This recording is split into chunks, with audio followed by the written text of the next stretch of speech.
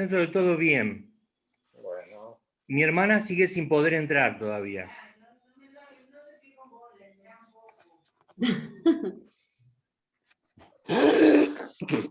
Bueno, vamos a orar. Si alguno de ustedes se anima a orar, abra el micrófono y ore. ¿Quién se anima? A ver, vamos a ir a la directora de la escuela. A ver, Leti. Dale. Por favor. Dale. Padre nuestro que estás en los cielos, Señor, te damos gracias una vez más, Señor, porque podemos estar en esta clase, Señor, hablando de ti, escuchando, Señor, enseñanzas, y estamos deseosos de poder aprender aún más, Señor. Estamos deseosos de que nos hables. Damos gracias, Señor, porque podemos comenzarla, Señor. Damos gracias, Señor, porque tú vienes a nosotros a intervenir, Señor, en nuestras vidas. Gracias por todo lo que siempre estás con nosotros, Señor, en todo sentido, porque gracias por todos estos hermanos que están aquí. Bendícelos a cada uno, Señor, para que pueda continuar este estudio, para que podamos aprender más. Señor, que bendigas sus familias, Señor, que bendigas, que los cuides, que los bendigas mucho, y que también, Señor, puedas abrir nuestro entendimiento, nuestro corazón, Señor, para que podamos aprender y para que podamos ponerlo por práctica. Gracias, Señor, porque también estás bendiciendo a aquellos que todavía no se conectaron, Señor. Te pedimos que tú les puedas traer a esta clase, Señor, para que podamos estar juntos y podamos compartir este estudio.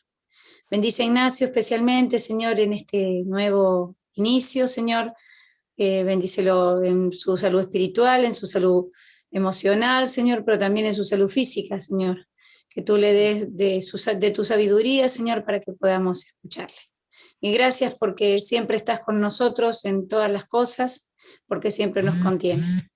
Te pedimos también bendigas a los pastores y a la iglesia en general, Señor, que tú puedas bendecir cada una de las actividades de este día, Señor, y que puedas bendecir a los maestros que la van a realizar. Te damos gracias por todo en el nombre de Cristo Jesús. Amén. Amén. Bueno, muy bien.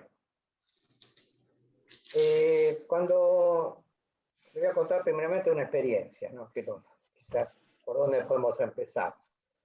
Cuando me dijo Leticia, hace como un mes más o menos, íbamos a hablar del Espíritu Santo, entonces dije, bueno, es un terreno complejo, ¿no? Hablar del Espíritu Santo, porque en el último tiempo ha aparecido como muchas corrientes, en las cuales algunas enfatizan algunos aspectos del Espíritu Santo, y a veces están las corrientes históricas que a veces solamente limitan al Espíritu Santo a lo intelectual, o estas corrientes modernas que limitan solamente el Espíritu Santo a lo emocional o a lo sensorial o a lo experimental.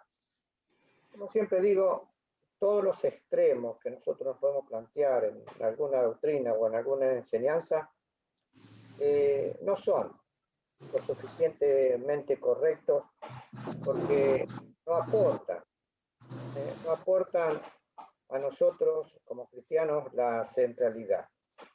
La palabra siempre nos dice que el cristiano tiene que ser medido, tiene que ser una persona que reflexiona, que estudia, que piensa, pero también una persona que siente. No podemos suprimirnos solamente a lo intelectual y no podemos solamente sostenernos en lo sensorial o en lo experimental.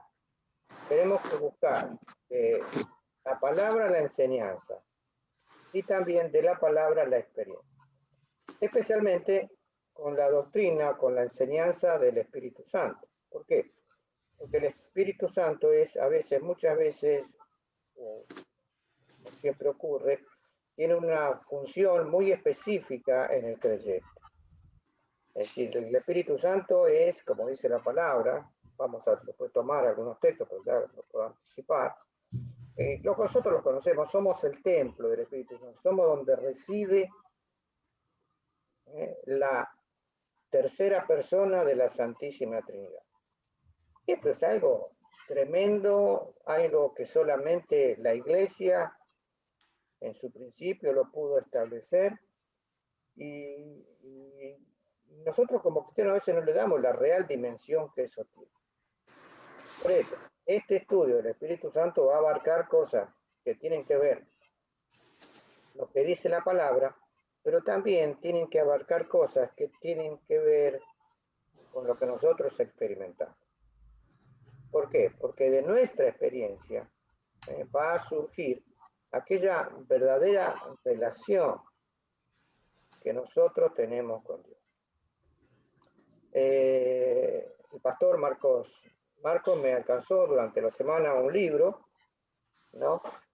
Que habla del Espíritu Santo, y muy interesante, lo estuve leyendo, quizás también lo vamos a utilizar como un libro de texto. Voy a tratar, yo lo fotocopié y voy a tratar de, si Leo me ayuda en la semana, que lo podamos escanear y subirlo para que todos lo tengan. Alguien tiene un micrófono abierto y hace ruido, no sé si es el mío. Yo, perdón. Buen día, primero, no saludé. Buen día, Leo. Buen día a todos. Muy bien. Podemos decir que a partir de finales del siglo XIX, es decir, en 1860 más o menos, comenzó a surgir en Estados Unidos y en Inglaterra un avivamiento espiritual. Y ese avivamiento espiritual hacía énfasis en lo que ellos llamaban el bautismo del Espíritu Santo. Cosa que después, por un lado la palabra lo dice, cosa que después se enfatizó muchísimo más. Es así, dándole o encerrando la experiencia del bautismo del Espíritu Santo solamente en dos aspectos importantes. Así que el avivamiento que hubo en Estados Unidos, especialmente con un gran predicador que se llamó Moody, un predicador no institucional. ¿Qué queremos decir? Que no venía de las escuelas de teología o de las grandes misiones que en ese momento había, que establecían parámetros definidos y no tenían una preparación académica, generalmente no le daban la importancia. Pero este hombre tenía una experiencia muy grande con respecto a su conversión y a lo que se llamaba el bautismo del Espíritu Santo. Y él circunscribió esta experiencia a una profunda transformación que se produjo en él a partir del momento de su conversión. También fue acompañado por ya un doctor en teología que se llamó Torrey, que podemos decir era el que lo acompañaba en todas las predicaciones, y un cantante, también muy importante, no me acuerdo el nombre, pero ellos hacían campañas de evangelización en las cuales había una profunda convicción de pecado en la gente y había una profunda conversión de las almas. Esto se suscribía, y muchos dicen por los escritos históricos, a una presencia particular del Espíritu Santo. Esa doctrina en alguna medida fue creciendo y podemos decir que hacia finales del siglo XIX y principios del siglo XX, sobre todo en las regiones del sur de Estados Unidos y en California, comenzaron a aparecer unos movimientos dentro de las iglesias institucionales. ¿Qué queremos decir las iglesias institucionales? La iglesia bautista, la presbiteriana, la metodista, todas las iglesias que podemos decir tenían una organización. De allí, de estos grupos religiosos, comenzó también a buscar una mayor presencia del Espíritu Santo en la vida de los creyentes. Y fue así como en California, ¿no?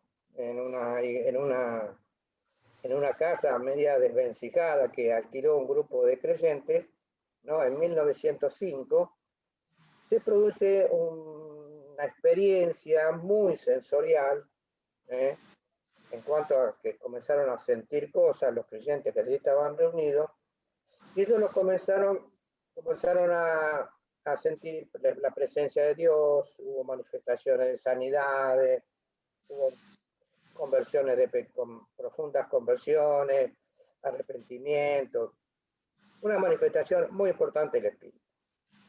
Pero ¿qué pasaba? Esa manifestación fue experimentada por legos, es decir, por cristianos que no tenían una formación académica o una profunda formación bíblica. Y surge el movimiento pentecostal. Que el movimiento pentecostal, en sus comienzos, avanzó como una experiencia dentro de las iglesias institucionales. Pero después, al poco tiempo, 5, 6 años, 10 años después, a partir, podemos decir, de 1910, 1912, ya comenzó como un movimiento independiente y comenzaron a formarse iglesias y creció muy rápidamente. De forma tal creció, podemos decir que en el movimiento más importante religioso del siglo XX es el movimiento pentecostal, porque de un pequeño grupo allá en California, podemos decir que ahora en cualquier ciudad y en cualquier lugar del mundo hay una iglesia de característica pentecostal. Lo cual no estoy bajo ningún punto de vista tomándolo como algo peyorativo o criticándolo, sino todo lo contrario. Dios utilizó a esas personas para mostrar a la iglesia institucional, a la iglesia que se había aquilosado en las costumbres, en las prácticas, y había dejado de enfatizar sobre la doctrina del Espíritu Santo y lo sensorial que eso debe y produce en el cristiano, en el Hijo de Dios. Eso se extiende y a partir, podemos decir, de 1960, aparece lo que se llama el movimiento carismático, que fue como tomar de las prácticas, y digo, hago énfasis, de las prácticas pentecostales y meterlas en las iglesias institucionales. Particularmente la iglesia bautista sufrió, podemos decir, este choque de la iglesia, podemos decir, histórica y el movimiento carismático, y muchas iglesias, y produjo también una división dentro de las iglesias bautistas aquí en la Argentina, ¿no? Que en algún lado se mantiene, ahora podemos decir en los últimos 10 años la cosa ha ido encontrando un carril, y muchas iglesias que eran carismáticas fueron aceptando a las iglesias tradicionales, y muchas iglesias que eran tradicionales comenzaron a aceptar el movimiento carismático. El movimiento carismático hacía ese énfasis en la manifestación plena hoy aquí del Espíritu Santo. También este movimiento carismático abarcó a la Iglesia Católica, que también tuvo un resurgimiento, ¿no? En la cual aparecieron dentro de la Iglesia Católica esos movimientos de sanidad, el Padre Pedro, que todos acá en Argentina conocemos, ahí en San Justo. También en la Iglesia Pentecostal, siempre recordemos, se enfatizó en dos o tres doctrinas muy, muy importantes. Ellos decían que el bautismo del Espíritu Santo se daba con el don de lenguas y la manifestación del don de sanidad. Es decir, circunscribieron la experiencia o la doctrina del Espíritu Santo solamente a esos aspectos que son de carácter de manifestaciones externas, ¿no es así? Y no de un profundo cambio interior, lo que ha devenido, y esto ya es aporte propio, es una crítica en alguna medida, lo que ha devenido en lo que hoy llamamos los ministerios. Ya dejaron de ser iglesias. ¿Por qué? Porque el movimiento, no tener una base teológica o doctrinal importante bíblica, entonces comenzaron cada uno, como ocurre siempre, el ser humano siempre quiso mejorar la obra de Dios, lo que yo digo, ¿no? ¿Sí?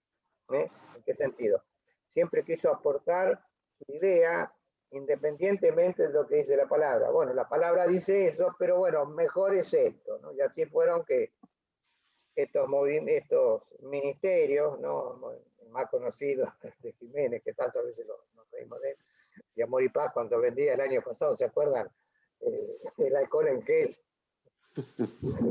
de ese divino que vendía, ¿no? Un charlatán, sin lugar a dudas.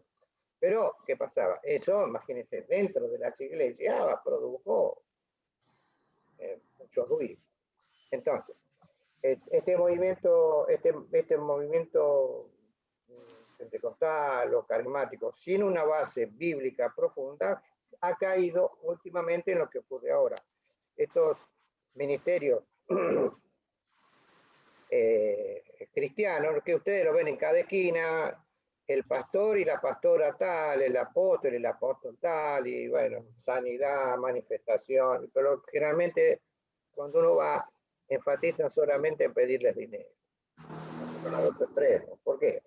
Porque quieren copiar lo que pasa en Estados Unidos. Y en Estados Unidos pasa eso. En las iglesias, estos movimientos, los pastores se han enriquecido de una manera. Todos estos extremos no son. Hay una doctrina, sin lugar a dudas, del Espíritu Santo en la palabra, que nosotros vamos a tratar de irla viendo, de irla desarrollando a través de todo este año, sin quitar, por un lado, aquello que tiene que ver con lo que sentimos o con nuestras emociones. Porque el Espíritu Santo vino a tocar eso, a tocar nuestras emociones. Y por otro lado, tenemos que tener en claro la enseñanza bíblica. ¿Para qué? Para no extralimitarnos, como ha ocurrido en la actualidad, o encerrarnos a que solamente le damos al Espíritu Santo una característica muy particular que tiene que ver con la enseñanza o con la salvación de la gente y nada. Así la importancia ahora para nosotros. La importancia para que cada uno pueda tener, por un lado, un fundamento bíblico claro. Y por otro lado, una experiencia clara. ¿Para qué? Para que de ambos nosotros podemos experimentar lo que le ocurrió a la iglesia en el primer tiempo y lo que le ha ocurrido a través de toda la historia a muchos creyentes que han abierto su corazón a la tarea y a la obra del Espíritu Santo y sus vidas fueron profundamente transformadas. Es decir, el Espíritu Santo, sin lugar a dudas, tiene que generar en cada persona, en cada creyente, una transformación. Para eso vino, para eso fue establecido. Por otro lado, uno piensa que la doctrina del Espíritu Santo es nueva, y de ahora no, la doctrina del Espíritu Santo, y cuando recuerden, perdón, la palabra doctrina, ¿saben qué significa? Significa enseñanza. Es decir, la enseñanza del Espíritu Santo o la doctrina del Espíritu Santo es decir la misma cosa. Lo que pasa es que a veces decimos la palabra doctrina solamente para enmarcarlo como una enseñanza específica, y no como un paquete, podemos decir, o un grupo de enseñanzas específicas sobre el Espíritu Santo, sobre la salvación, o distintas doctrinas que hay, ¿no? Sobre Dios, o sobre Cristo, o sobre las cosas del fin. Cada una tiene una cantidad, un bloque de enseñanza en la palabra que nos ayuda entonces a nosotros a entender más claramente. La doctrina del Espíritu Santo no aparece solamente en el Nuevo Testamento, sino que el Espíritu estuvo presente en todo el Antiguo Testamento. Entonces, estuvo presente en el Antiguo Testamento, estuvo presente en los Evangelios y estuvo presente a partir del libro de los Hechos de los Apóstoles en la era de la Iglesia. El conocimiento de todos esos elementos, primeramente vamos a ver los conocimientos que tienen que ver con una característica escritural. Después vamos a ver los conocimientos o la experiencia histórica, lo que ha ocurrido a través de todos los siglos. Y por último vamos a ver una experiencia de características contemporáneas. Esto nos lleva a cada uno de nosotros a generarnos un cierto compromiso. Desde ya le digo, cuando, a veces le decía que era testimonial, cuando empecé a estudiar o a analizar esto, dije que no podía dar esta enseñanza si no había un compromiso de mi parte. ¿Qué quiere decir? No un compromiso hacia ustedes, hacia enseñar, sino tener un compromiso con el Señor. Es decir, no dejar de ser maestro, entre comillas, institucional, y estar dispuesto a ser junto con ustedes un alumno más, en el cual sea el Señor que nos enseñe, y también que podamos llevar una vez más nuestras enseñanzas a un campo experimental. ¿Para qué? Para que esta experiencia de nuestra relación con el Espíritu Santo signifique también una experiencia de mayor comunión con Dios, mayor conocimiento de Él y por ende también una ayuda a que cada uno de nosotros podamos experimentar aquellas cosas que están en la palabra. Porque a mí siempre me pasa una cosa, ¿no? Una cosa es lo que dice la palabra y otra cosa es lo que pasa en mi vida. No sé si a ustedes les pasará lo mismo. A veces la palabra dice que hay que experimentar y que el Señor se manifiesta, o ustedes escuchan experiencias de nuestros hermanos que le pasan tantas cosas maravillosas y yo se me pregunto, ¿y a mí cuándo me pasa eso? Es así que cuando nosotros comenzamos ahora a enfrentar esta enseñanza, sin lugar a dudas, esto nos va a llevar a cada uno de nosotros a una experiencia. Y el deseo mío es que ustedes lo tomen desde ese punto, desde un compromiso. A ver, ¿qué va a pasar conmigo después de estos 4 o 5 meses? Hay una canción que dice que ya no volvería a ser igual, no sé si a veces la cantamos en la iglesia, ¿no? Que habla del contacto con Dios, cuando se confronta con Dios, siempre genera un cambio, ¿no? Si hay indiferencia, es lo peor que nos puede pasar, ¿no es así? Me recuerda la experiencia de Jacob, ¿no es así? No te soltaré cuando pelea con el ángel si no me bendice, y el ángel lo bendijo, y también le dejó una marca en su casa. Quizás nosotros necesitamos marcas de Dios en nuestra vida. Aquellos que marquen hitos, momentos o lugares específicos que queden grabados en nuestro corazón y en nuestra experiencia para poder ser utilizados en el momento de prueba, en el momento de aflicción, en el momento de... Nosotros como cristianos tenemos que tener no solamente una cabal información de lo que dice la palabra, sino también que cada uno de nosotros tiene que tener experiencias de Dios en lo íntimo y también experiencia de Dios hacia afuera. Es por ello... Yo puedo hacer una cosa que me parece importante. Así como vos decís, esto demanda un enorme compromiso para cada uno de los que empezamos a experimentar estas cosas. Porque el compromiso tiene que ver con el buscar realmente el fundamento en la palabra de todo lo que es experimental en este sentido, ¿no? He visto muchas personas que en base a estas corrientes que vos comentabas y todo eso, han vivido algunas situaciones que ellos mismos se las han querido explicar en forma personal y han tenido errores muy, muy profundos y quizás han sido desviados de la palabra, han sido desviados del camino, digamos, ¿no? En general. Entonces, cuando empezamos a tener experimentación de estas cosas, cuando el Señor nos empieza a hablar, cuando el Espíritu Santo empieza a manifestarse, hay que tener mucho cuidado de ir a la palabra y de buscar el fundamento en la palabra. Si hay algo que yo sé que cuando éramos chicos, tanto vos, Ignacio, como yo hemos aprendido en las iglesias en las que íbamos, era que todo tenía que estar fundamentado en la palabra. Entonces eso nos ayudó a no desviar algunas situaciones que nos pueden llegar a haber pasado, ¿no? Y entonces es importante que cada vez que tengamos una duda, cada vez que tengamos alguna experiencia fuerte, personal, que vayamos a la palabra y que si no llegamos a nosotros con nuestro entendimiento a interpretar todas las cosas, que preguntemos, que consultemos, que hablemos con Ignacio, que hablemos con los pastores, que profundicemos en la palabra y que nos demos la explicación exacta de que la palabra nos da.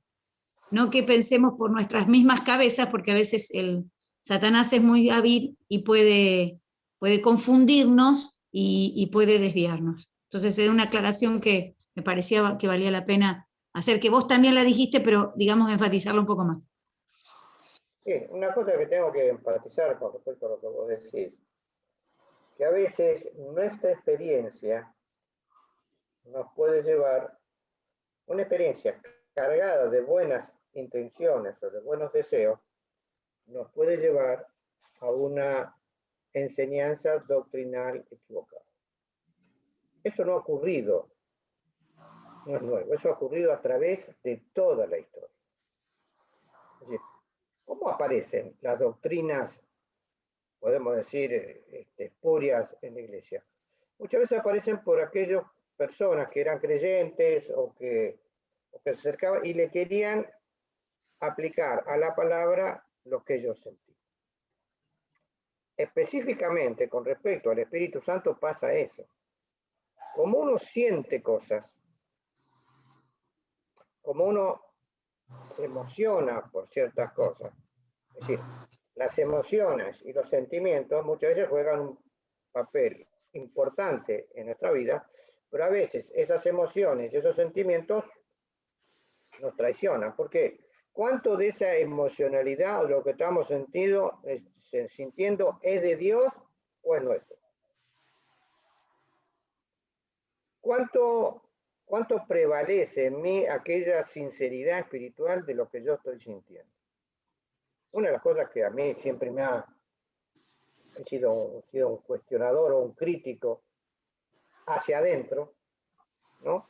Es buscar mucha sinceridad en lo que hago. Y tratar a veces de no imitar, porque ahora sí, les voy a contar una experiencia que, lástima que hoy no está Marco. Marco es un hermano, para los que nos conocen, de mi infancia, porque nos criamos juntos. Y más o menos cuando teníamos 20 años, entre los 20 y los 25, nosotros nos comenzamos a preocupar por la experiencia del bautismo del Espíritu Santo. Y entonces leíamos muchísimas experiencias de otros cristianos que relataban todas las cosas que le había pasado. Y a veces nosotros pensábamos que no tenía que pasar lo mismo para que esa experiencia fuera verdadera o fuera real. Por supuesto, en nuestra ignorancia no llegamos a ninguna conclusión, a pesar de que preguntamos, averiguamos. Pero después, con el tiempo, ya en lo personal, me di cuenta que yo no puedo basar mi experiencia cristiana en la experiencia de otro hermano. Solamente no experimentar. ¿Por qué? Porque el hermano tiene una vida distinta, concepto distinto, ideología distinta. A veces yo quiero trasladar la experiencia de un hermano que tuvo un encuentro con Cristo en Estados Unidos en el 1870, ahora que es geopolítica, idiosincrasia distinta, forma de vida distinta, entonces no puedo trasladar esa experiencia. O lo mismo puedo traer una experiencia de un hermano de Inglaterra o de un hermano de África. Yo tengo que buscar en la palabra la enseñanza y el Espíritu ahora es el que me tiene que guiar a todo. Por eso, una de las cosas que vamos nosotros a enfatizar, después más adelante, es lo que se llama la iluminación. ¿Qué es esto? Quizás ese es el punto central en la vida de cada cristiano que tiene que tener claro en cuanto a cuando analiza la palabra de Dios. Ahora vamos a ver unos textos con respecto a eso. Pero ¿qué pasa? Lo que decía Leticia, la experiencia sola no es válida. La experiencia tiene que estar fundamentada en la palabra. Para que sea una experiencia verdadera, una experiencia permanente. Porque una de las cosas que siempre me ha llamado la atención, ¿cuál es? Es que cuando nosotros vemos a veces en estos movimientos modernos grandes experiencias, después vemos que sus vidas no condicen con lo que ellos dicen. No sé si soy claro. Si yo digo, no, el Señor me habló y descendió el Espíritu sobre mí, hizo tal milagro y tal transformación, después de tener una experiencia de esa envergadura, tan grande, al otro día no podés vivir como los demás. Tu vida tiene que cambiar radicalmente. No sé, me parece a mí. Y a veces después uno lo ve en la vida que hacen desastres, como este que pedía plata con el alcohol en gel vendiéndolo, una cosa que no tiene ni pie ni cabeza. De allí entonces que a veces esas grandes experiencias yo las pongo en duda. ¿Por qué? Porque muchas veces no tienen un verdadero fundamento. Muy bien. Nosotros ahora lo que nos queda, vamos a tomar unos textos. Vamos a leer unos versículos que nos van a servir de base para que ustedes a priori, es decir, como concepto básico, como concepto primario, lo pueden utilizar para después ir desarrollando todas las ideas. Podemos decir que hoy vamos a hacer esta introducción, el domingo que viene vamos a hablar del Espíritu Santo en el Antiguo Testamento, después vamos a hablar del Espíritu Santo en los Evangelios, y después vamos a hablar del Espíritu Santo en los Hechos de los Apóstoles, que podemos decir el punto central de la manifestación, y después la posición que tenían cada uno de los apóstoles o los escritores bíblicos con respecto a la experiencia del Espíritu Santo. Después de todo eso, vamos a hacer una línea histórica. ¿Qué es lo que pasó a través de los siglos? Y por último, vamos a buscar en cada uno de nosotros ahora, sí, en el siglo XXI, aquí y ahora, de qué manera nosotros podemos estar en un contacto estrecho con el Espíritu Santo para que éste nos guíe, nos enseñe, nos hable y aprendamos a distinguir, que eso es lo más importante, la voz del Espíritu Santo de todas aquellas otras voces que hay dentro mío, ¿no? Incluso a veces de excitación diabólica, no es que estamos endemoniados, sino que el diablo nos susurra, bien decía Lutero, yo no puedo impedir que los pajaritos vuelen arriba de mi cabeza, hablando de los pensamientos diabólicos. Puedo impedir que hagan nido, pero no puedo impedir eso. Entonces, a veces nos pueden venir pensamientos extraños. Entonces, poder separar, como se dice, la paja del trigo. Muy bien, vamos a ver en Génesis, capítulo 1. Los versículos, el versículo 2 y el verso 26. Algún hermano que tenga la Biblia lo puede leer, si no lo leo yo, como ustedes les parezca.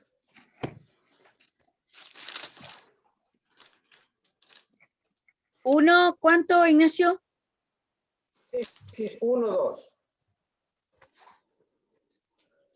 Y la tierra estaba desordenada y vacía, y las tinieblas estaban sobre la haz del abismo, y el Espíritu de Dios se movía sobre la faz de las aguas. Muy bien, entonces acá, ¿qué lo tenemos a priori? Que en la creación ya había una manifestación clara de quién. ¿De qué? Del Espíritu Santo. Muy bien, del Espíritu. Recuerden, Dios, nosotros creemos en la Santísima Trinidad. ¿Qué es la Trinidad? Tenemos un solo Dios, pero a su vez podemos decir, está dividido en tres personas. Dios como Padre, Dios como Hijo y Dios como Espíritu. Cada uno teniendo una manifestación o una personalidad distinta. Dios como Padre, ya lo sabemos lo que es. Dios como Hijo, Salvador del mundo, y Dios como Espíritu Santo, manifestándose espíritu con espíritu. Muy bien, entonces acá tenemos este primer texto, nos enseña que ya en el Génesis, en el principio, ya el Espíritu de Dios estaba en todas las cosas presentes. Y si vamos al 26, ¿Cómo dice?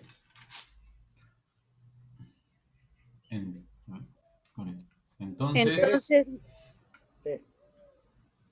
sí, Leti. dale, dale, Leo, dale. Bueno, entonces dijo Dios, hagamos al hombre a nuestra imagen, conforme a nuestra semejanza.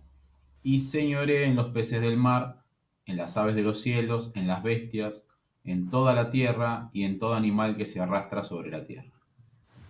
Y acá también tenemos la presencia del Espíritu, ¿sí o no? ¿En qué palabra? Hagamos. Hagamos, exactamente. ¿Por qué?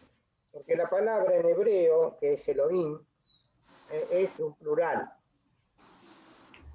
Entonces, acá vemos que Dios Padre, Dios Hijo y Dios Espíritu Santo estuvo participando de toda la creación. La clase próxima vamos a ver cómo esa manifestación del Espíritu fue a través de toda la palabra, de todos los escritos del Antiguo Testamento. Luego vamos a leer ahora en Juan capítulo 16.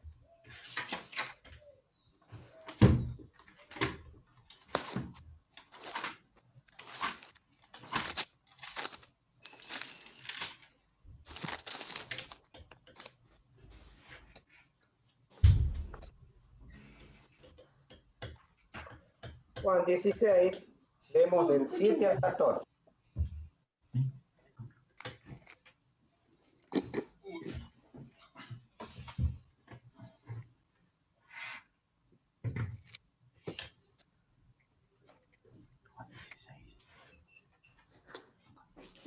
Bueno, alguien que lea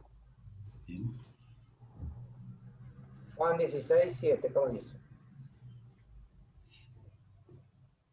Pero yo os digo la verdad, os conviene que yo me vaya, porque si no me fuera, el Consolador no vendría a vosotros, mas si me fuere, os lo enviaré. Y cuando Él venga, convencerá al mundo de pecado, de justicia y de juicio. De pecado, por cuanto no creen en mí. De justicia, por cuanto voy al Padre, y no me veréis más. Y de juicio, por cuanto el príncipe de este mundo ha sido juzgado. Aún tengo muchas cosas que deciros, por ahora no las podéis sobrellevar.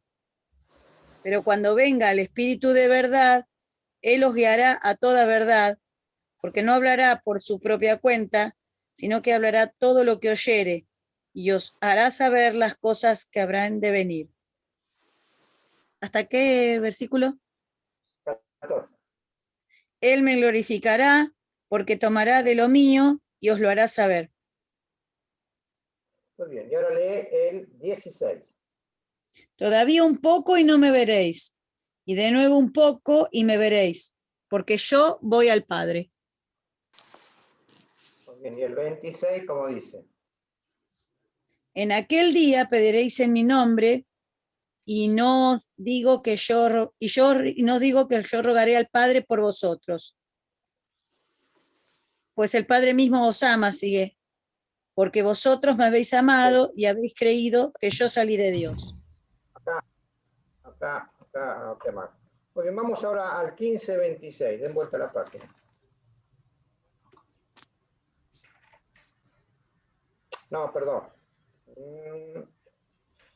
Los textos eran del 16 a 14, en el capítulo 14, del 16 al versículo 16. 14, 16.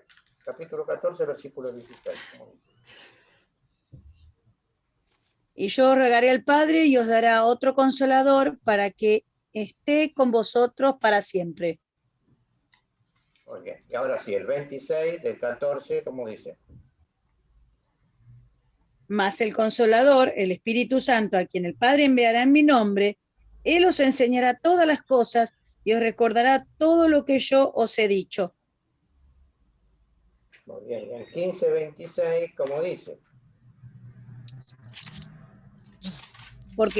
Pero cuando venga el Consolador, a quien yo os enviaré al Padre, el Espíritu de verdad, el cual procede del Padre, Él dará testimonio acerca de mí. Muy bien. Pues acá tenemos en los evangelios, y especialmente estos textos que tienen que ver en Juan, ¿no? Toda la obra que el Espíritu Santo iba a venir a hacer. Una obra que tiene que ver, fíjense, con redarguir al mundo de pecado, como dice en el 16, ¿no? El redarguir al mundo de pecado, de justicia y de verdad. Es una acción que el Espíritu Santo iba a hacer. ¿A través de quién? A través de cada uno de los hijos de Dios.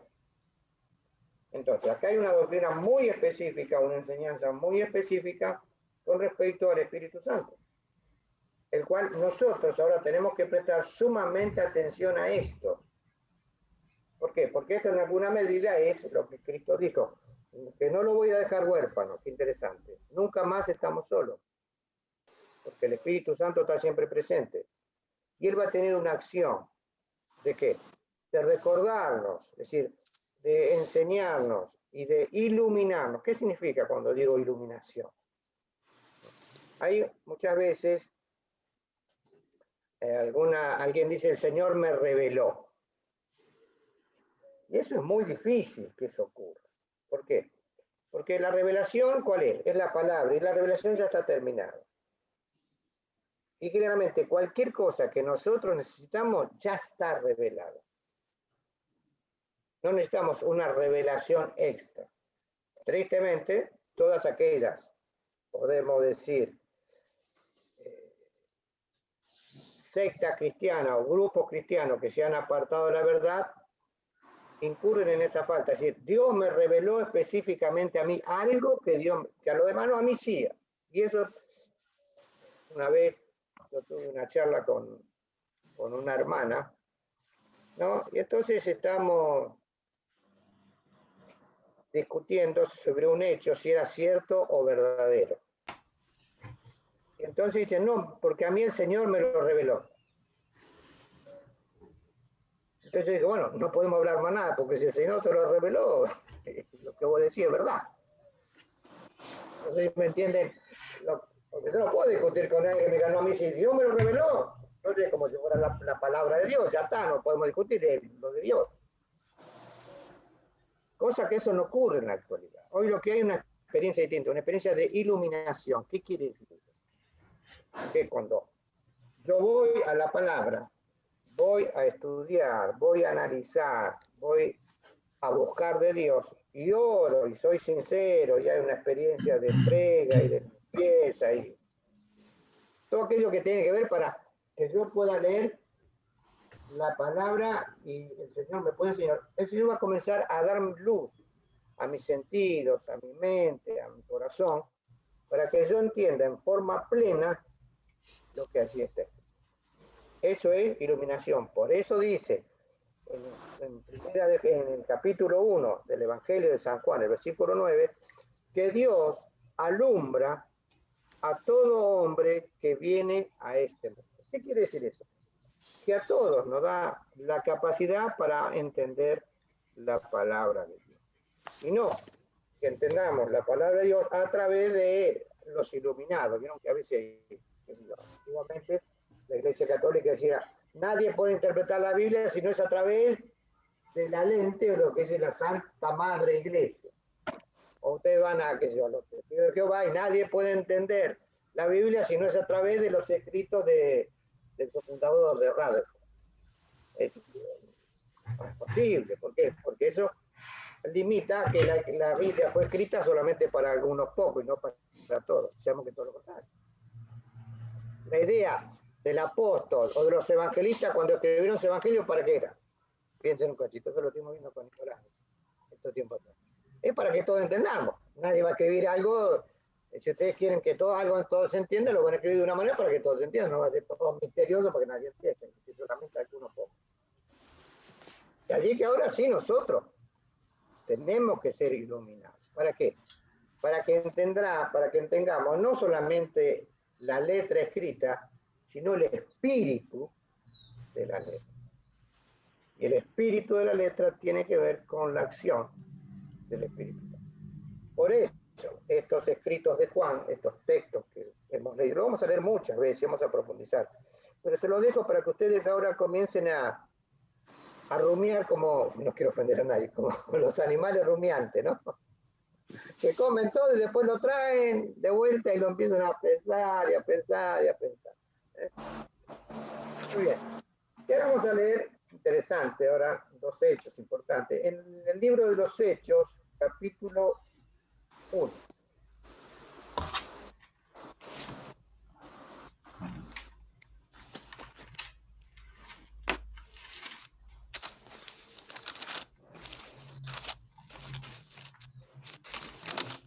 En el libro de los Hechos, capítulo 1,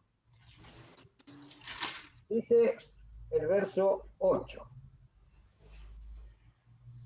Mas recibiréis la virtud del Espíritu Santo que vendrá sobre vosotros y me seréis testigos en Jerusalén y en toda Judea y en Samaria y hasta lo último de la tierra. Es decir, ahora está hablando que, ¿quién está hablando? El Señor Jesucristo, así como hablaba ya en Juan. Es así, capítulo 16, que iba a mandar el Espíritu Santo, que iba a estar con nosotros. Entonces le dice, bueno, ahora quédense en Jerusalén hasta que reciban la experiencia y el poder y la gracia del Espíritu Santo. Y así se quedaron. Se pusieron en ese aposento alto, damos vuelta a la página. En el capítulo 2, el verso 1, dice, y como se cumplieron los días de Pentecostés, Pentecostés, ¿saben qué era? Era la fiesta de la cosecha del trigo. No, es decir, como decir, y como se cumplieron los días del día del trabajo, el 1 de mayo, como se cumplieron los días de el 25 de mayo o la fecha de la vendimia. Es decir, a la palabra Pentecostés no hay que darle ninguna connotación, es solamente una fecha. No sé si queda claro lo que quiero decir, ¿no? Como se cumplieron esos días, ¿qué pasaba? En Jerusalén se habían reunido judíos de todo el mundo para celebrar la fiesta. Los judíos tenían 7 fiestas en el año. La de la cabaña, la del Purín, la fiesta de Pentecostés, la fiesta de la Pascua y 2 más, mucho no me acuerdo. Entre todas estas fiestas, justo ese día habían venido muchos a celebrar la fiesta de Pentecostés en Jerusalén, y en el aposento alto, ahí en ese lugar, estaban reunidos 120 creyentes. Cuando ocurre eso, ¿qué es lo que pasa? Y de repente vino un estruendo del cielo, como un viento recio, el cual hinchó toda la casa donde estaban sentados. Un viento fuerte, un estruendo, cosas que tienen que ver con lo sensorial, lo que sintieron y lo que experimentaron.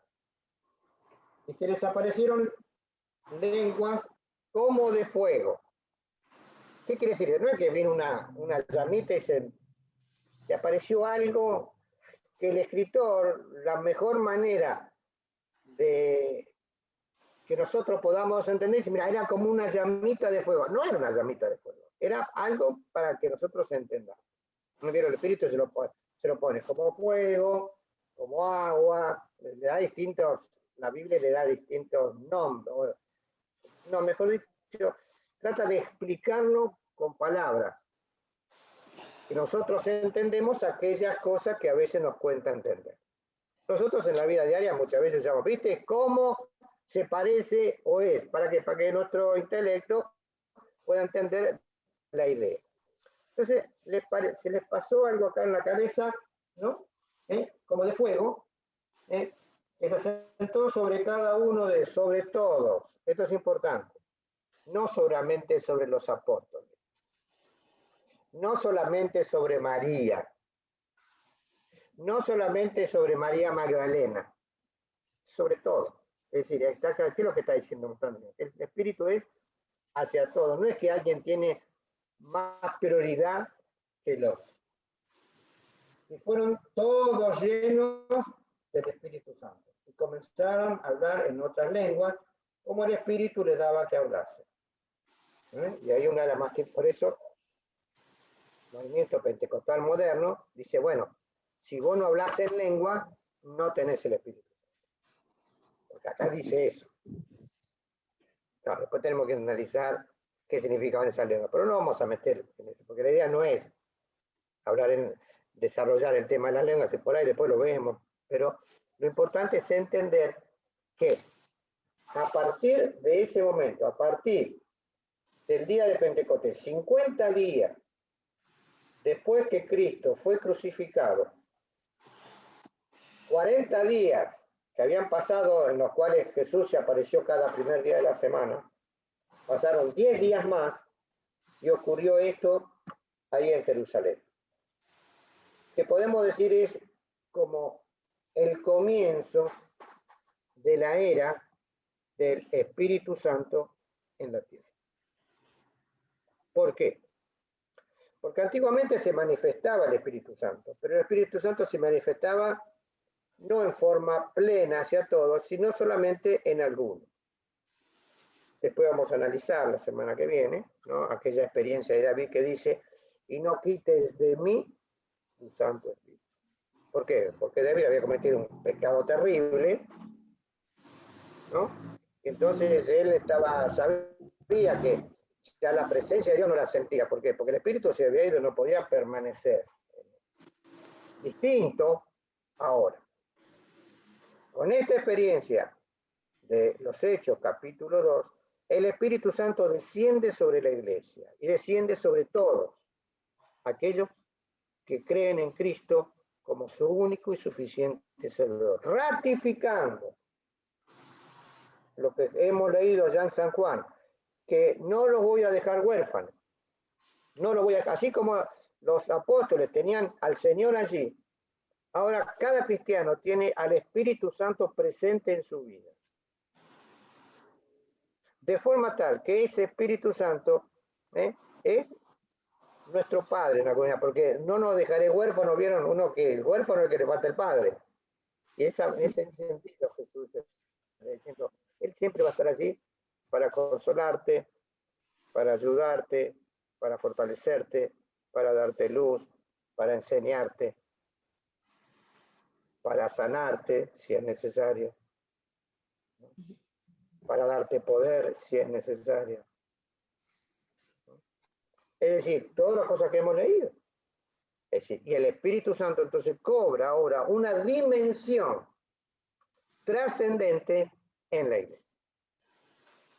Y debe ahora cobrar una dimensión trascendente en mi vida. Era mal texto que es lapidario. Yo, mire, cuando leí este texto, tantos años, este texto me dejó inquieto todos los días de mi vida.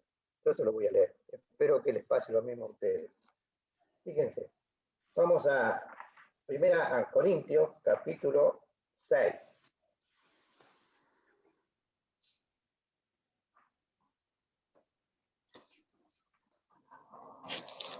Primera Corintios, capítulo 6, verso 19.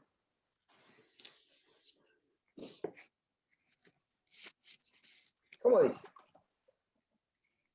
Márquenlo y léanlo. No sé si muchos lo conocen, pero el que no lo conoce, lo marque y léalo, mire, 1, 2, 3, hasta que, como siempre digo, yo le atraviese el coco. ¿Cómo dice?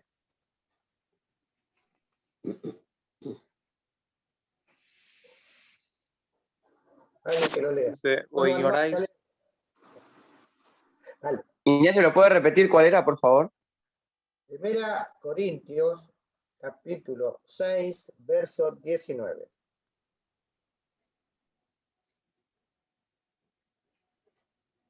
¿Lo pueden leer? Dice, ¿o ignoráis que vuestro cuerpo es templo del Espíritu Santo, el cual está en vosotros, el cual tenéis de Dios, y que no sois vuestro? Fíjense esta declaración. Fíjense esta revelación tan terrible. Yo digo terrible porque tiene una dimensión. Nosotros decimos, bueno, nosotros somos cuerpo, somos templo del Espíritu Santo, pero a veces, si uno lee el contexto, de dónde viene, después léanlo en su casa. Están en su casa, léanlo después que termine la clase o en la semana. Lean el contexto. Pero acá dice, ¿No te das cuenta que el Espíritu de Dios mora en tu vida? El cual tenéis de Dios, que está en vosotros. Está significa mora. El cual está en vosotros, el cual tenéis de Dios, y que no sois vuestros. Nosotros ya una vez que aceptamos a Cristo, ya no nos pertenecemos a nosotros. Ya pertenecemos a Dios. Y ahora, ¿cuál es la tarea del Espíritu Santo? Que esa experiencia sea realidad en nosotros. De allí, la tremenda dimensión que tiene la acción del Espíritu Santo en nosotros. Tristemente, el movimiento carismático la trató de circunscribir hacia afuera. Los movimientos tradicionales trataron de hacerlo hacia adentro. Y entonces, claro, crearon esa dicotomía. O manifestaciones tremendas o ninguna manifestación. Cuando no es así. Es la acción interior que tiene frutos hacia afuera. Y entonces, muchas veces hay gente que, claro, en la ignorancia trata de imitar a otro.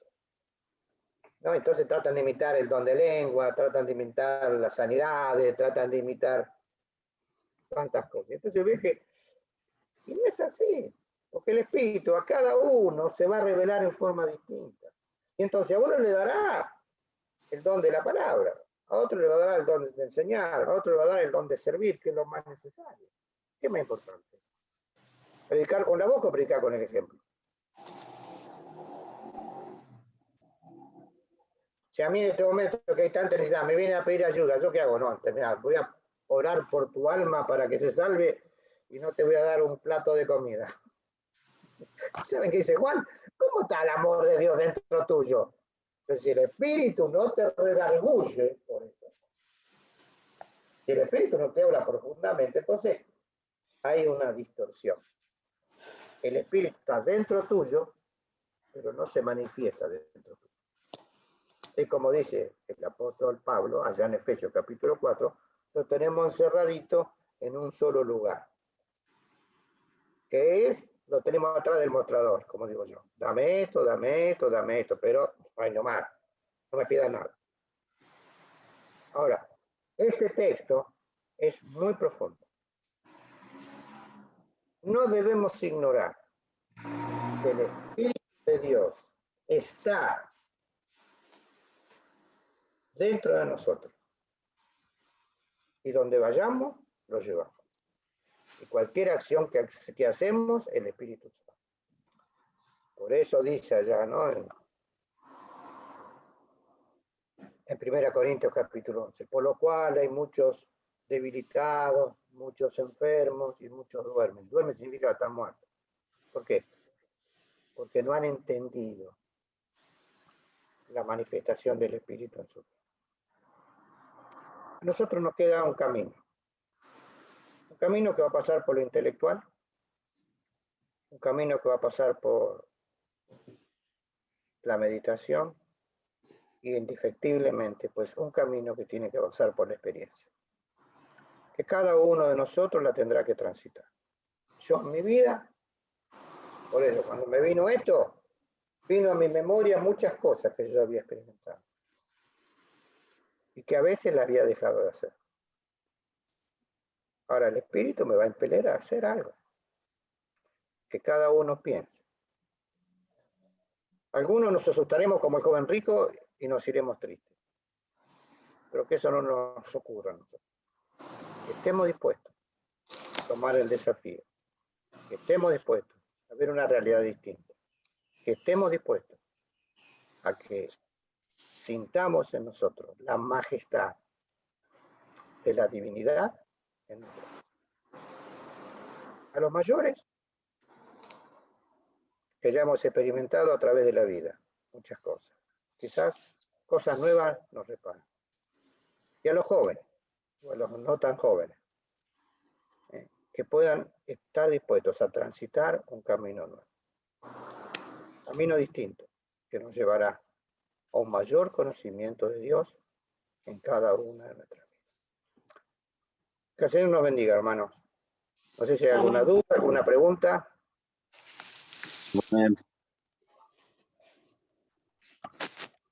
Bueno, si tienen dudas o preguntas, cárguenla ahí en la clase. Yo las voy leyendo y bueno, si hace falta, las respondemos el domingo que viene. Si no, nos vemos el domingo que viene, 9:20, nos estaremos conectando. Que el Señor nos bendiga a cada uno de todos. Y acá Mambanina manda un recordito. No olviden, 10:30 comienza el culto, así que ahora nos tenemos que enganchar en Facebook para escuchar la reunión. Que el Señor nos bendiga a cada uno de nosotros. Un abrazo en Cristo para todos. Nos vemos, hermano. Gracias, Ignacio. Bendiciones para todos. Bendiciones para Gracias. todos. Dios bendiga a todos. Bendiciones. Bendiciones, hasta luego. Nos esperamos en la escuelita de niños.